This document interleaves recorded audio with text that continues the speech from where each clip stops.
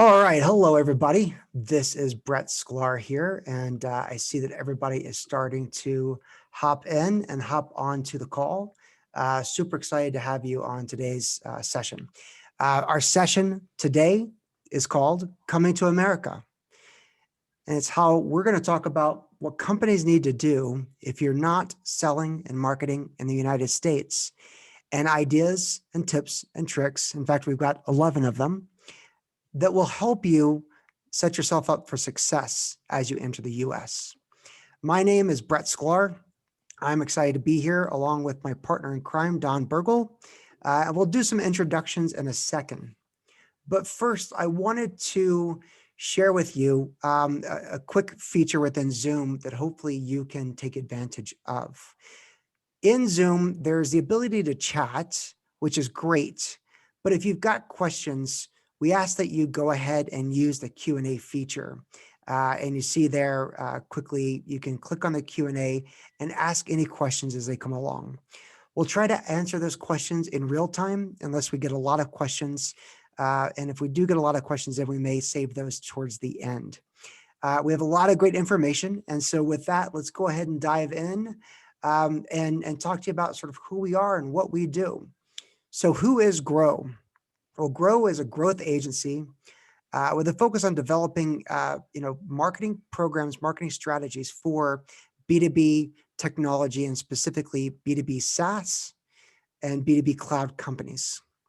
We deliver our services in a couple of different ways.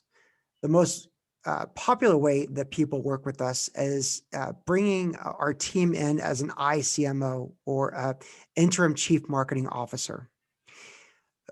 Companies that are really looking to aggressively grow find this to be a great model because we're able to help lead and drive the overall marketing strategy for our clients, especially as you're trying to gain a US presence and you need somebody on the ground in the US who can help build that marketing program. We also develop out brand strategies. We build out a very solid demand generation program using a proven marketing machine method. We are able to develop messaging and then build out overall go-to-market strategies. So that's a little bit about Grow. So let's talk about who is going to be sharing this insight and this wisdom with you today. Number one, and most importantly, I'd like to introduce you to Don Bergal, and then we'll get to me. That's less important on the purpose of this call. So Don, maybe you can take a couple of seconds, say hello, and introduce yourself to everyone. Yeah, good morning, Brett. Good morning, everybody. So this is Don. I'll be talking about the international U.S. growth strategies. I'm a 5-time CMO, range of different software and technologies, and have had several recent successful exits. And now I'm part of the Grow partnership. Perfect. And my name is Brett Schklar. I am an overall growth strategist. I play the role as an ICMO for several companies. And I've got a lot of experience on the agency side, building the mechanics and the systems to help companies grow. So with that, let's go ahead and dive in. Today, we're going to share the 11 rules to follow to succeed in the US. This has come together mostly with Don's experience, bringing companies into the US and helping really build out that growth strategy and that growth engine and the growth operations for these companies. So with that, let's just dive right in. Don, the first one here is number one, commit. Don't just test the market. So is this some kind of like green card situation where people have to get engaged or get married in order to come into the US in order to successfully sell into the US? Or is there something else here about the idea of committing?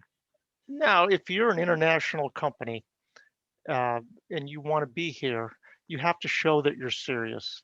So, you know that the US is the world's largest single technology market, and you can't just glance at it. To make it here, Brett, you got to be all in. So our message and what I've seen work is that you don't want to just test the market, you want to commit. And you show that commitment by where you put your people. You move your best person, the smartest executive or the best storyteller or the most impactful product leader to the US, even if it's on just a temporary assignment. Maybe the CEO needs to be here as well. At Avoca, which was an Australian technology company that moved to the US and then eventually had a very successful exit to a European software company. That was the turning point when two key execs moved to the US full time. It sends a message internally into the market that you're serious. And more importantly, it immerses your influential decision makers in the realities of the US market. There's no hiding from it. They have to live it. So the message in summary there is you want to commit. You move your key people here, you show you're serious, and you immerse your executives in the reality of the US market, which is different. So that makes a lot of sense. And I think that is the differentiator between companies that try to succeed in the US and companies that succeed in the US. Yeah, That's right. gotcha. So what's next? So next is sell direct first. And this one seems a little bit off, especially for companies that are coming from Europe and from Asia that has a lot of success with primarily an indirect channel model. So why would you take a company that really knows how to sell indirectly in markets that are very strong indirectly and ask them to start selling direct? That just seems like crazy talk. Well, you're right, right, because especially for US companies, the internationalization strategy to go elsewhere has always been to sell through channels. But in the US, B2B technology companies sell direct first.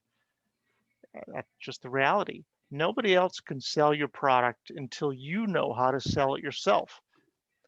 So, in many countries, the indirect sale comes first with local partners providing the channel for large technology vendors. But in the US, it's the direct sale internally which is most common. And oftentimes companies assume they can find a US channel partner or a reseller or integrator to do all the heavy lifting for them. But that only works after the message and the process for this market are proven to work. Once you have a repeatable process, you can build a channel and scale up. But the truth is that until you have a successful recipe for how to find and close deals, you got to work it yourself with an internal team because your team is completely dedicated to your and nobody else's mission. So basically, you got to figure out the formula and do the work yourself. And after you have a formula, then you can find others to execute for you. You know, Don, it almost seems like you're trying to tell people don't come to the US to sell unless you're really, really ready and requires such a different mindset. It's the idea of the matrix and taking the red pill. Are you ready to take the red pill and really go down the path? Or are you scared to actually go fully into that path? And it's not just taking the red pill. You've got to make sure that is in fact the right pill or the right recipe. Yeah. You need a sales process and a story that works. You need a message that resonates with the market here along some of the lines that we're going to talk about in the next few slides. Yep. Yep. Perfect. Well, speaking of that, so let's dive in. The next thing, number three, Americans buy American. And so that sounds a little bit cliche, but what does it mean that we here in America buy American and nothing else? Well, right or wrong, it's just a fact. American B2B customers are used to dealing with US based sales and support. With teams who are accessible here. They understand the local market, they understand the local nuances. You need a US team to support sales. Trying to fly in expertise sends a strong message that you're not serious about the US market and US customers. So sales support and technical sales need to be part of the core US team. And then other functions, legal and PR and marketing, it can be outsourced locally to companies who specialize in those areas as long as you have the local flavor. Got But it. and recently I had experience with a company who was trying to fly in salespeople from Europe to cover the U.S. market, and they had the wrong accents and the wrong approach to the market. It wasn't successful at all. That support part is key. I think we've all been trained that when there are unique ways that the phone rings, we know we're going to get somebody that doesn't speak, English very well. And when we get somebody that doesn't speak English very well, by nature, as Americans, we get frustrated that it's going to take us twice as long to get our challenge across, get the information across to others. So by nature, I think that's our default, is that is not that someone has to be, American English speaking, but there needs to be that US presence and feel US presence, to start. And then the globalization can work when you incorporate it into other areas. Well, it's interesting you say that, Brett. Go to the next slide because you do need American English. And in fact, it's very important not to use the Queen's English. So, Americans like the Queen, and half the country watch The Crown on Netflix. But nothing gives away the fact that your technology and your support and your product features are oriented to a non-US market faster than marketing materials and a story that's written in British English. And I know because I'm working right now with both an Australian and a Canadian company, and it's something we're continually catching. So so do yourself a favor, and I mean not a favor with a U in it. Use US specific language and terminology. So show your local. That means no Yeah. favors and no colors and no centers. You've got to make sure you're using the right English, even if So it's no not prevalent elsewhere in the world. no chaps, no mates, no blokes here, huh? That's right. Got it. All right. Well, let's keep diving down into the next area. And this one kind of seems interesting because I know we have a lot of people coming out of Europe, and obviously golfing is a very big, very traditional thing. So the golf course sale is dead. Surely you jest, Don. Surely you jest. Well, I have nothing against golf. That's still good, but what matters more than the top level sale today? Americans are buying products, and especially in technology, they need a credible product, a roadmap, and technology substance. It's true that people buy from people, and trusted relationships are important, but today prospects are accountable to others in their tech purchasing decisions. It can't just be about the relationship. So the old notion of closing a deal with a handshake on the golf course without first presenting a credible product that solves a real business problem is a thing of the past. That's what you see in old movies. Uh, the bottom up product led sale is, in fact, the fastest growing sales model here in the US and worldwide. And so you need an example? Look at Atlassian. Phenomenal success from Australia. They started with no salespeople, just enthusiastic trial users. In fact, they bragged about how they built the company with no sales department. So you need a solid product that stands on its own, and without it, no golf day is going to win the deal. So I think that's an interesting topic for another webinar, is to dive into the idea of product-led growth and how that works with your internationalization strategy, and especially how it looks to bring your product, bring your solution to the US. I think that's really important. All right, well, let's keep going because it does seem like it'll be a painful process. So is it really painful? Well, Brett, no pain, no gain. And this applies everywhere, not just in the US, of course. But many hopeful technology companies still haven't figured it out. And so prospects will engage when you identify a specific business problem or a pain Yep. and you have a Yep. credible solution. Features and vague benefits save money. They're not going to generate any initial interest. Some prospects have very specific pains that are feature oriented. So, in my experience, a chief digital officer with a mission to introduce a very specific UX feature. But most often, the painful driver is a business issue, and you've got to connect with that. Ask yourself, when you look at your champion, what problem does that champion wake up in the morning needing to solve? You figure that out, and you have a winner.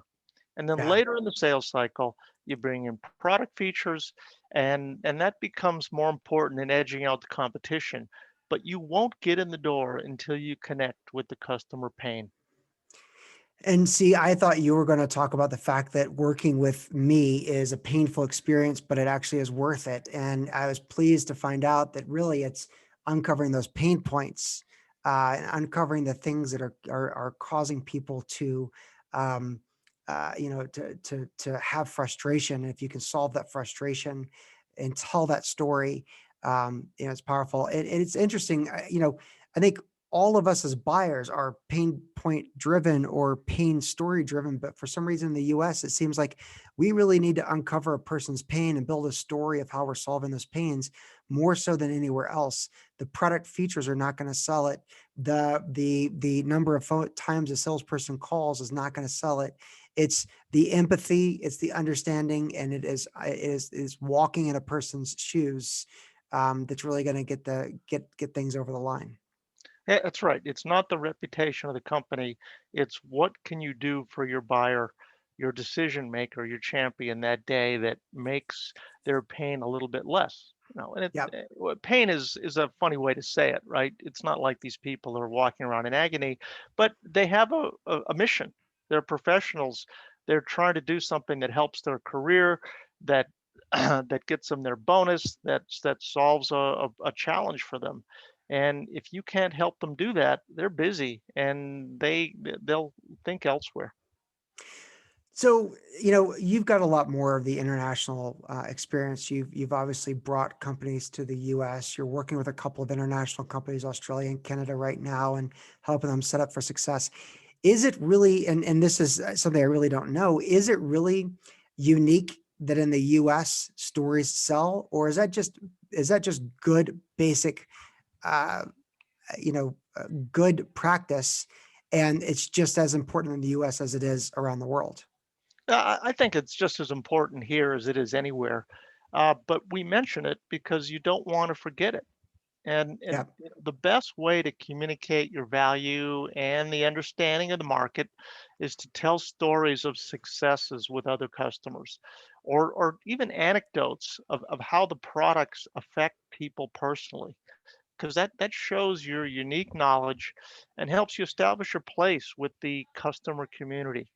The more personal you make the stories, and in fact tell it in the first person if possible, it sounds more genuine than just reciting a case study. Talk about how it affected the people, not just the statistics. So we helped them, or the customer told me.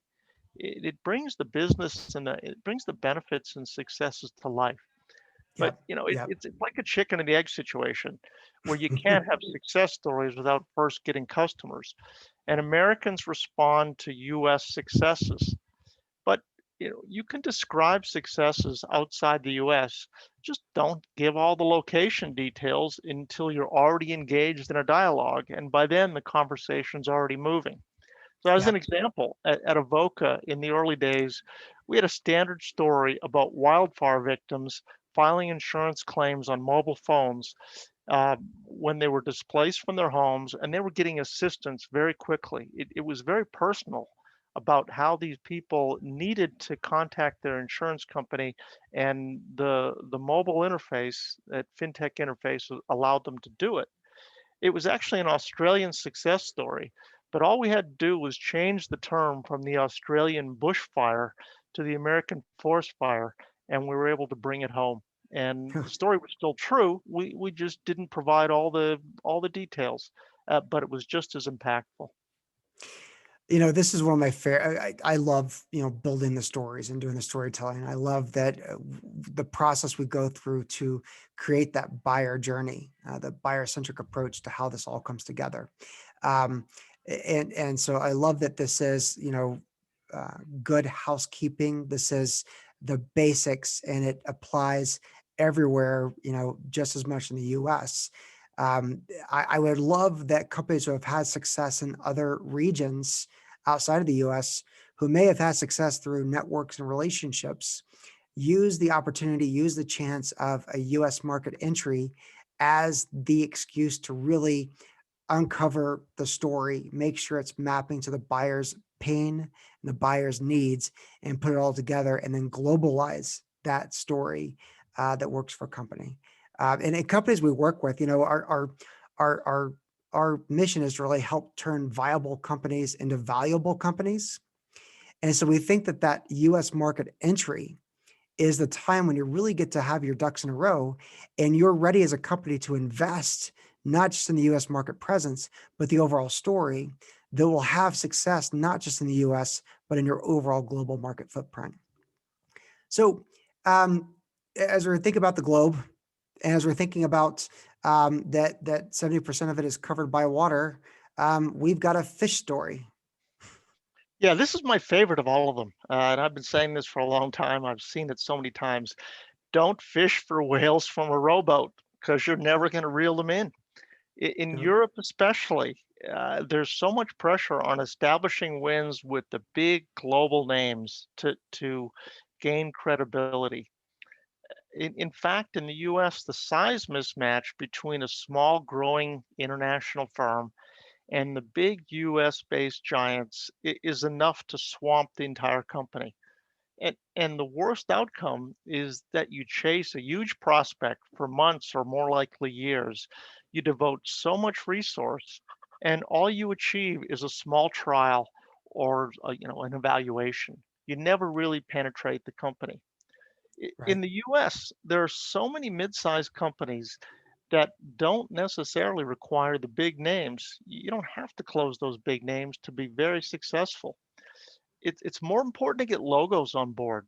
Some of them should be recognizable, but they don't have to be Fortune 500 companies.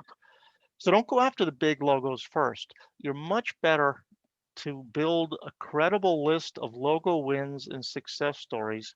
Get that under your belt because there are plenty of mid-sized companies here for you to go after and win. Gotcha. Gotcha. That makes a lot of sense. And when you say logos, you mean customers, customer names. That's of course, that's right. So you Okay. you want to be able to say, this customer is using our technology, they're using our product, and they're using it in a substantial way. Very often with the biggest names, is there's a trial running somewhere in the organization, but it's in some obscure corner. It's really not important to that company. If you go after a mid-market company and they're using it substantially, that's a lot more powerful than somebody in a trial of an outpost of a Fortune 100 company. Gotcha. Gotcha. Okay. Well, I think this is probably a really big one. And this I think is probably the most important. I think this is where, the process we go through, the process we use is really helping to uncover um, how to go into those non-gigantic companies and to really build a story and then work your way up market, once that gets going. So it's good to hear and good to see that you say that that is an idea that we should follow.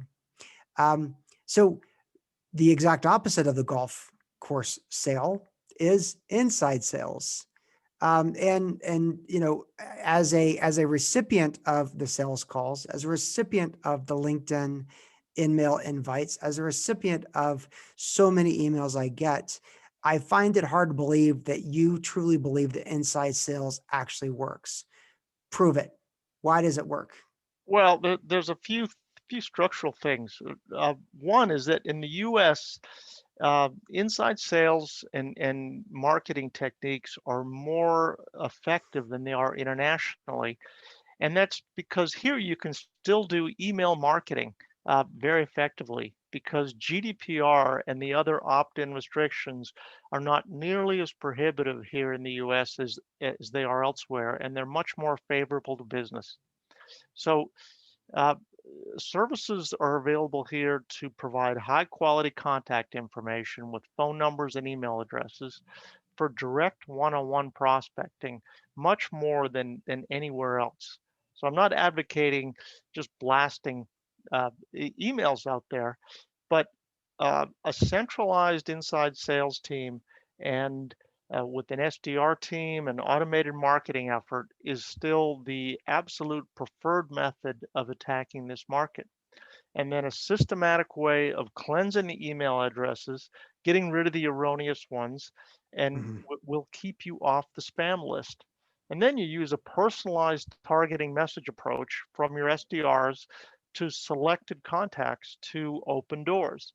And you find that a systematic, personalized approach will yield much better results here than anywhere else in the world.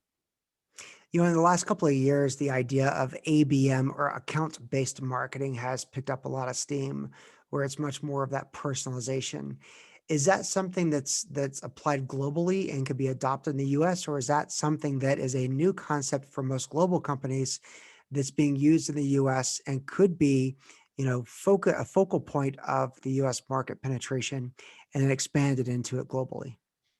Well, the notion of account-based marketing is you figure out what accounts are your targets, and you go after those accounts specifically, as opposed to waiting for leads to come into you.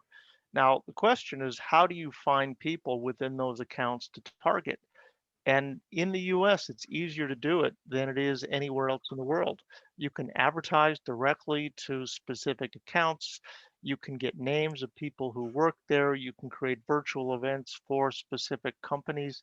So there are so many restrictions elsewhere that prevent you from proactively targeting a company uh, in Europe and around the world.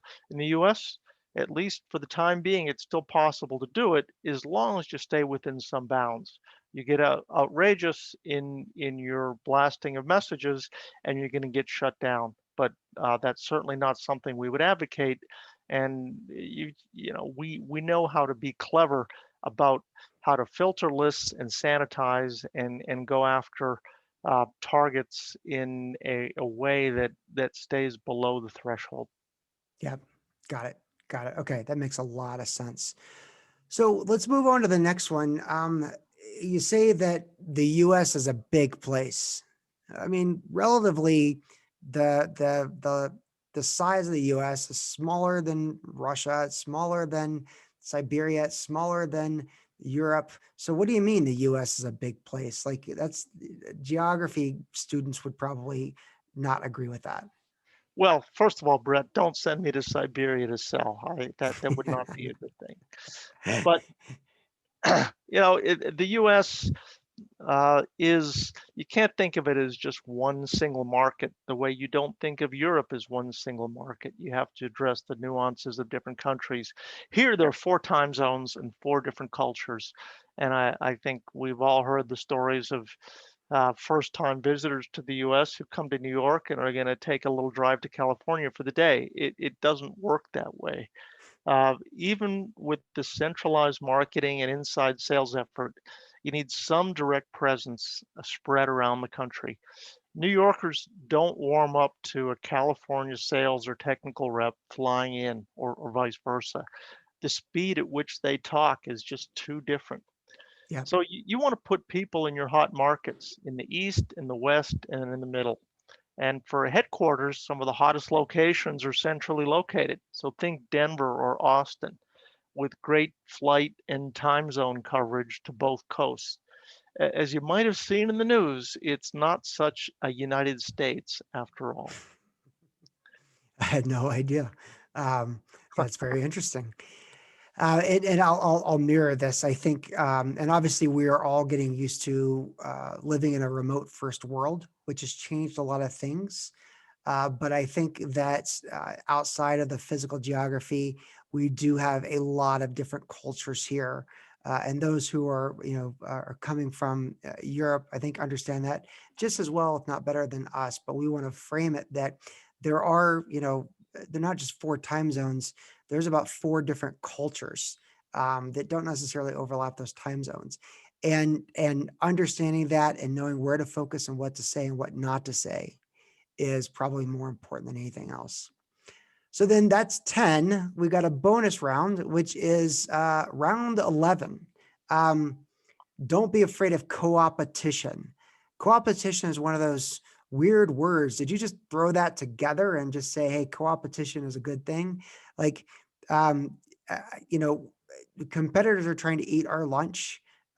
We cooperate with people who are good partners. We compete against people who are competitors. What is the idea of co-opetition and why is it a good thing for US market entry? Well, the most important thing to remember is don't be afraid to cooperate with perceived competitors because you will compete and you will help each other on many different levels. So in the US, look for partnerships, and US companies have lots of casual partners or loose technology alliances. It kind of goes with the Mhm. American personality. You have lots of casual friends, even if they may compete in some areas. International companies with US technology partnerships appear to be more integrated in the US market. It's clearly a perception. You still need to build local sales relationships to open doors. And especially with small technology companies, the basic marketing partnerships are easy to establish, but they don't carry much weight.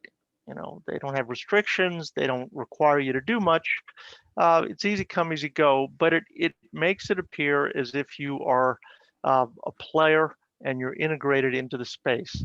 And then you need to cultivate active participation in the field. So you got to work the salespeople from the other organization, you build personal relationships, and then you start to wring out real value. Yep. But Yep. don't be afraid to reach out and set up those partnerships. Got it. Got it. I think that makes a lot of sense. And honestly, that's one of the hardest things to execute effectively is understanding how to leverage that. There's a lot of it on this topic of co-opetition. There's a great book that I really have enjoyed in a process and a philosophy, and it's called Play Bigger. And if you want to sort of understand or think about how the U.S. market thinks, it's a book. The book is called Play Bigger, but it's about the idea of building your own category. And one of the stories I love to tell is that in a company where I was operationally involved as the chief marketing officer, we were looking to do something that hadn't been done before. And we were trying to build a category on our own. And it was a global company. And we wound up working with one of our competitors to define the category of what that industry was called. So if there were a magic quadrant, a Gartner magic quadrant, what would it be called? As we go out to the market to define ourselves, what would it be called? And in the US, we have a saying that a rising tide, rising water lifts all ships. And we were able to gain a significant amount of traction because both companies in a cooperative, in a competitive way, but in a cooperative way, were able to define what this category of solution was and had a lot of success. This is one of the most fun things for me is how to compete, but leverage competitors to your advantage and then maybe to their advantage as well. But as long as the market grows and both or the multiple competitors win, is that a good thing? So it looks like, Don, we've got a couple of questions coming in. And what I want to do is you had mentioned this concept of product-led growth as we were talking through this. And I know we were talking to an international client earlier this morning about the idea of, it was a traditional CEO who had come in and said, well, we want to try to, go from a traditional sales model to a digital marketing model to fill the top of our funnel to grow our pipeline. But we want to start selling up, from the IT department or from the operations area to the CXO level, to the CEO and to the CFO. And you kind of put the brakes on that and you said, well, that's not necessarily exactly the right strategy. And we were able to talk about the idea of product-led growth. Can you talk about that? And we obviously don't want to talk about that customer specifically, but can you talk about that international customer and how the idea of product-led growth is a newer model than thinking that selling more to the higher level C-suite or the CEO or CFO or COO is a better approach? Yeah, that gets back to our golf course story, and the golf Yep. course sale is dead. The big successes and the ones that I think about that many of you probably use, Slack and Atlassian, and a company that has a big presence here in Colorado, Twilio, huge market caps, over 50 billion market caps. They all started with bottom-up sales, product-led growth, getting the developers and technical end users to try and use the product, and then it spread organically within the companies. In the SaaS world, that's the way sales move most efficiently. And so it's very much a result of the move to B2B SaaS based technology away from old distribution methods. That's the most efficient way to move your sales. And executives still need to get engaged, but our experience has been the executives won't engage until the people who actually are directly affected by the product show enthusiasm. So when they want it, then the executives will say, "Okay, there's a groundswell of support," but this is no longer a top-down decision. Yep. Yep. I think that's a really good point. I want to make a side note, and I'll put this in the chat, that we actually have an ebook called "Coming to America" that encapsulates all these key points, and I'll be putting that into the chat here in just a moment. Another question that came in is, and I think we kind of hit on this, but I think let's answer the question more directly. Um, do you have international customers right now? If so, have you helped them break into the US? The answer is absolutely have international customers.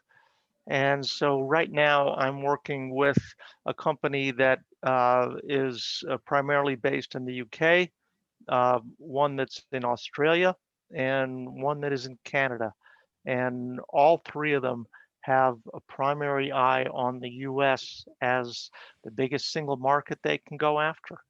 And so we're going through the process. Now, each of these companies is in a different stage of its life cycle and maturity. One is brand new, just coming to market. Another is very mature, trying to uh, find new ways to reach prospects in this market, and the other is a rapidly emerging growth company that's already uh, getting a lot of attention and seeing great traction. And so this is a matter of ramping up revenues. Got it. Got it. Okay. Well, that makes a lot of sense. So another question that's come in is 11 tips is a lot of tips. So if you could choose one to focus on or one to start with, what tip would that be? You got to take the medicine, Brett, and that means find the pain. Get the right message that ties into the pain, because if you don't have that, no marketing tactics will help you. So really what I do with my clients is help them identify the specific customer oriented pains, and then tune the messaging to match that pain. And so many technology companies are so proud of their features and the software they've built. That's what they want to lead with. That doesn't buy it. That Yeah. won't make any Yeah. difference until you can connect directly with somebody's problem. And I think that's important, regardless of this being a US market entry strategy. We've got a lot of CEOs. I've got CEO clients who are wanting to build that marketing machine out. They want to know, for this many emails I send out, I get this many, converted emails, or people click on links that gets this many demos, that gets this many trials, that gets this many deals. And that's great. You need to have that marketing model. But if you have no great story, or you have no great position, or you have no great pain point to start with, your machine has no engine. Or in the electric world we live in, your car has no motors, or batteries. And so that I can't agree more that having that message, having that story, having the ability to address the pain point is the ultimate game changer. in the success or the failure of building a marketing machine, a U.S. market entry, setting your salespeople up for success, all of it. Yeah, Um, and one of the successes that Brett, you and I know very well is one from a few years ago, and it was an IT software company.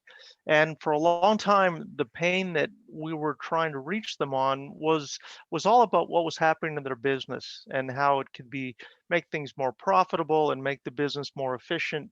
It didn't register with the specific bottom up buyers that we needed to reach, because this was a bottom up sale. mhm, We changed the messaging to hit some emotional touch points that affected them and their egos and their job and their status in the organization. And we found a way to touch those in a technical way, things that affected their status within the technical community in their company. And man, that had a huge effect. It made all the difference, and it yeah. put that company on the map. Yep, yep. That was a great, great story. Here's another great question that came in, and we're going to be wrapping up here in just a minute or two. So we got time for probably one more question after this. Um, it's a good question. It's an operational question, and it is different countries, different regions have different salaries, right? So, for example, somebody coming from South Africa, the U.S. dollar is worth a lot more. Um, not sure if we can support a U.S. salary. What's your guidance to companies that have to deal with the U.S. dollar and the cost of getting people here that might not have been here before? Well, if you're going to sell in US dollars, you've got to pay in US dollars. So it comes with the territory. So much of the recommendations that we gave you this morning say you've got to commit, you can have people here, you've got to have resources here, you've got to embrace the US market. That means you've got to, pay the customary salaries in this market. Now, there are ways to get around it, right? And that's why we're in business. Companies that don't want to establish a full-scale US marketing organization can get some help. We do that Yeah, for companies. We establish a marketing team on a part-time basis, an interim growth officer. We can staff the team, and we can do it a lot more cost effectively than hiring full-time employees and coming up with all the infrastructure and benefits that are required. So it's really a question of uh, how do you get in? How can you dip your toe in the U.S. marketing effort, and at the same time, for some key product and executive leadership, then you make a commitment there. yeah, yeah. I think Yeah, that's a really good point. there are a lot of expenses here. I should note that you don't see other places. So in the U.S., you got to have a health plan. You can't hire employees without having a health plan and equity benefits and all kinds of other benefits, things that aren't quite as prevalent in other places in the world, because it's covered oftentimes by the government, and there's not the same expectations for equity programs and so forth. I think that's really important. And one of the things that you just said about that, about and this may sound like it's a plug, and it definitely is, but that's our experience. I mean, you've hands on as a chief marketing officer have been successful in bringing international companies into the U.S. market. You're currently doing it very successfully for companies as an interim chief marketing officer, or actually more of a growth officer. And so while it is critical that a salesperson comes in, the marketing engine that can be wrapped around it is something we can deliver. So I think we are actually out of time, and I think this is a great time to sort of wrap up. First of all, Don, thank you so much for your expertise, your wisdom. This clearly, we have a saying in the U.S. If it's not your first time doing something, we say clearly this ain't your first rodeo. And great job of articulating some of these key points. For everyone else, we've posted in the chat the URL to get to the ebook that has all of this that you can browse at your leisure, and goes into a lot more detail of the key talking points we've made. On behalf of myself, on behalf of Don, on behalf of the entire team at Grow Powerful, we hope you have a very grow day, a very grow week, a very grow month, a very grow year. And here is to your success. Thank Thank you. you, Brett. It's fun. Thanks for making Thank it happen. you. Bet. Thank you, everybody. Cheers.